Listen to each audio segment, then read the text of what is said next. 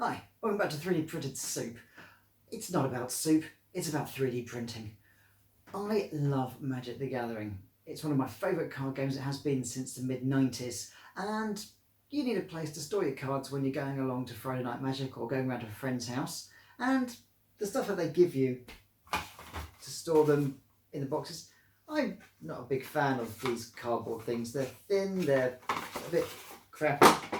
When you could use the sort of folio thing that comes with the brand new coloured decks, but I don't particularly like that either. What I want is something I can store these beauties in. That's a good one, that one, we like that one. Something we can store these beauties in, keep them safe, keep them wet, keep them wet? What am I talking about? Keep them safe, keep them dry, and make sure that they are not getting frayed around the edges and stay properly game worthy.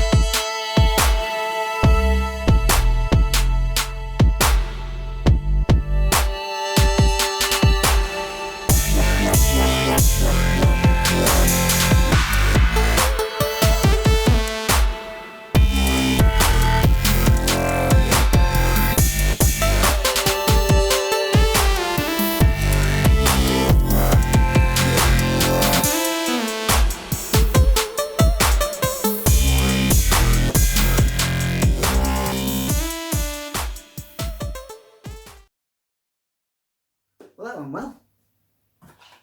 It's the final product. I really like the fact that the logo on the front is countersunk onto it, and I could actually just paint the red on there so it looks really nice in 3D. It's a tough box. It's got 20% infill, so it's going to be nice and strong.